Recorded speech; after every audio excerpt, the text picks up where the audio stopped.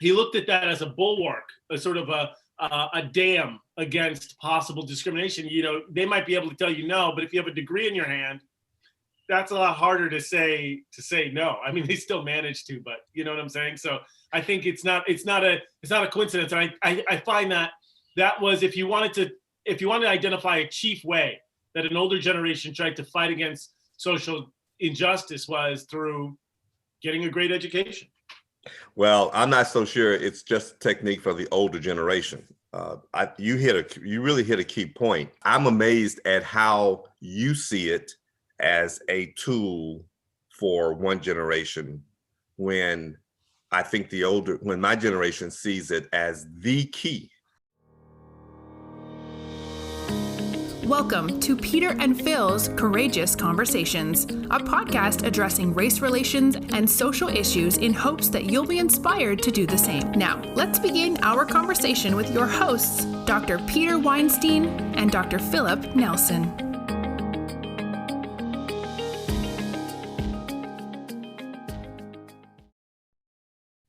Welcome to Peter and Phil's Courageous Conversations podcast. We'd like to welcome a guest for this podcast, Dr. Courtney Campbell. This episode we have entitled, Learning the System. Please join Dr. Phillip Nelson, myself, and Dr. Courtney Campbell. Enjoy and please share. Thank you. Hello. How are you? Just fine. How are you? Fantastic, man. It's great to see both of you.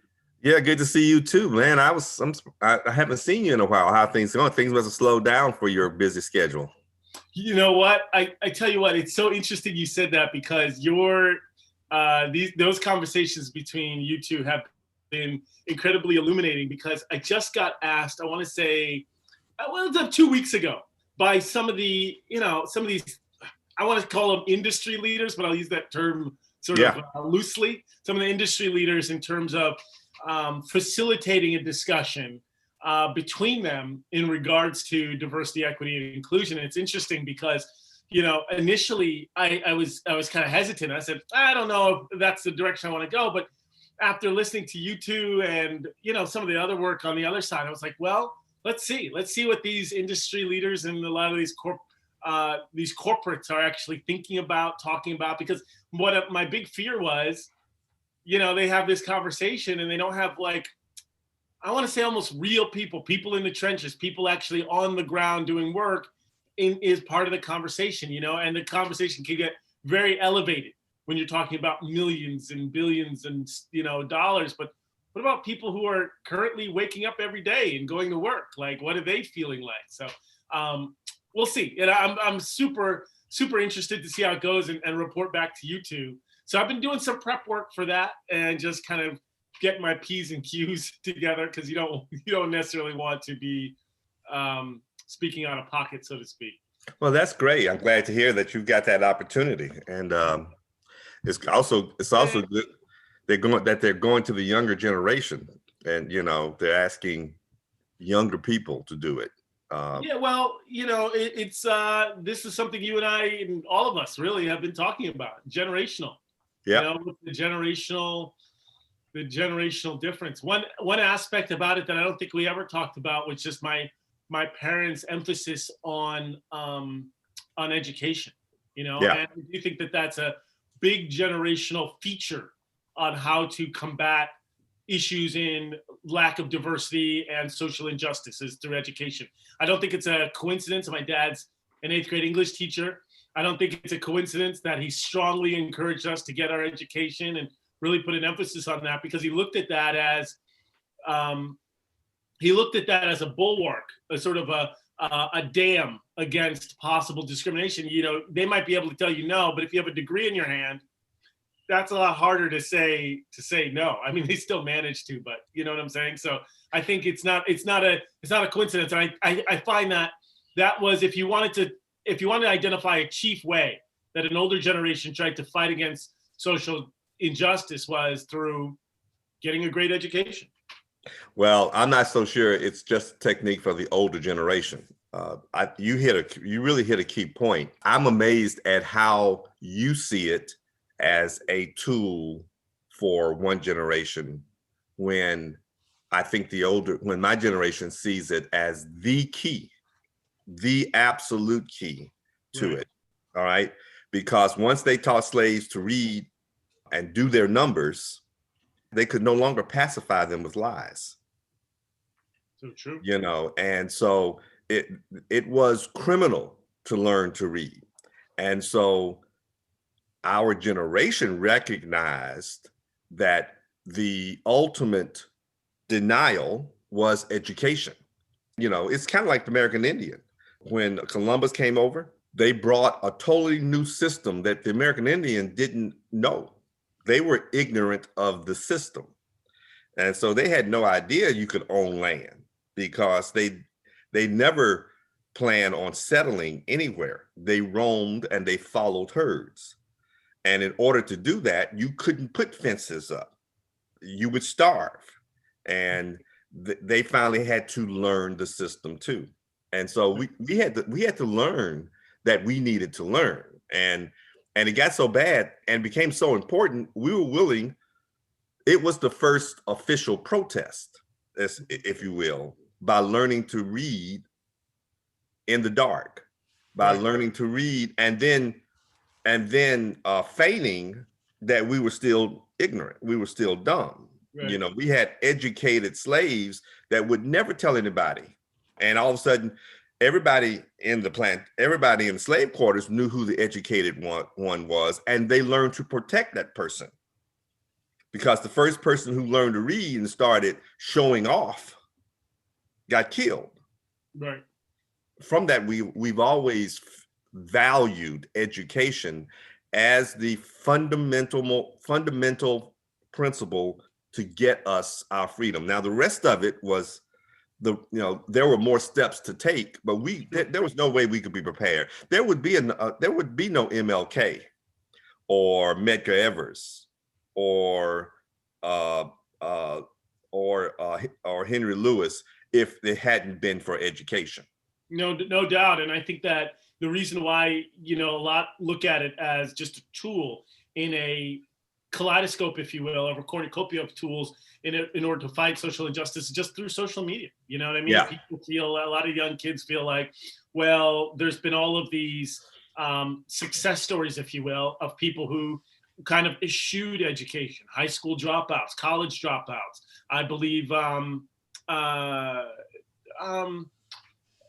leader of Facebook, he wasn't a college dropout, was he? I don't believe. Yeah, I'm sorry. I don't think Zuckerberg finished Harvard. Yeah, there you go. I mean, so thank you, Zuckerberg. I mean, there's all these sort of success stories of people who kind of eschewed education. And so people are thinking, you know what? If they can do it and I can make a voice on social media or without taking a traditional path towards education, maybe I can make those same inroads. I personally believe it could be a mistake in some circles, but that again is just because I have a bias towards education and towards the process in itself, because I feel like it gives you so much more than just the information that you're getting. I feel like there's so much more that you can glean from the process, but that's just me. Again, that's my bias.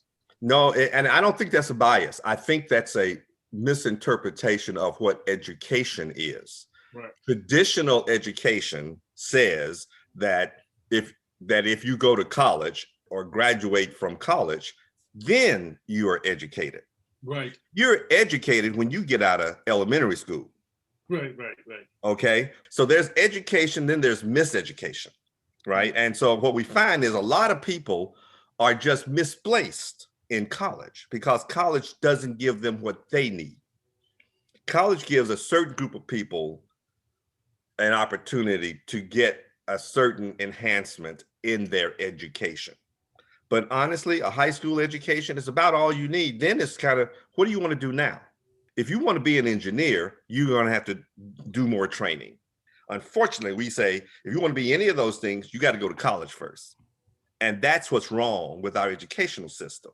I'm always amazed at how many people, when I was at Mississippi State, how many minorities wanted to go to business school so that they could open up a 7-Eleven somewhere. I never got that. Now, if you want to go to business school in order to join corporate structure and learn business, that you may need that for, especially if that's what they're looking for, a business degree, and that's how they're going to hire you. But most business people are entrepreneurial. They're willing to take the risks. They may need an accounting course or a bookkeeping course, or they may need an accountant. Well, most definitely, yeah. I mean, a friend of mine was going to MBA, going to get her MBA, and I was just talking to her about the percentage of people hired with the MBA is continually dropping, because they realize that, part of it is to have that business mind. You don't necessarily, the letters after the name aren't as important for some people as they used to. Yeah, I know. Well, again, congratulations on the opportunities that are opening up for you. Thanks, man. I appreciate that. We'll see how it goes. Like I said, I'm anxious to report back. Yeah, I'm anxious to get your report back. I mean, I'll put it this way. If you had told me that at the beginning of 2020 that I'd have the opportunity to sit down with you three, and I'd be facilitating conversation with some of these industry leaders, ACBS would be launching a DI committee, I would have told you there was the second coming of the zombie apocalypse. You know what I mean? Yeah. But the reality is, fortunately, what the groundswell that we saw initially, I think it was in April and June, it seems like that swell has some level of permanence, or it's persisting longer than I expected to, which is a good thing, Well, that's exactly what Peter wanted to avoid. When Peter first called me, his biggest concern was, we got to do this now. Because that's what a lot of the angst was about. I was always saying, why don't we wait until all the fervor dies down, and then let's see what the real work, let's see how many people last for the real work, because now it's time for the real work. And I'm also glad to see that people are still, even some of the responses to our webinar, well, that was really good. I wish we had had a chance to talk. That was really good. I wish we had had breakout sessions. And I'm sitting there thinking, that's exactly what I wanted to do. But first we had to educate. First we had to share. Same time, they were like, it was a little too long. Although I didn't mind spending all that time. It was good. It's kind of like, what? Huh? And at the same time, where was I going to fit breakout sessions in that time? Especially, how much time was it? It was 2 hours, 12 minutes. 2 hours and 12 minutes. Yeah. That's awesome. You realize that if you stopped at 2 hours and 11 minutes, it would have been water. But once you had 2 hours and 12 minutes, it started to boil and you had steam. So that's where the power comes right from. There, gravy. It's gravy after that. You got it. Gravy.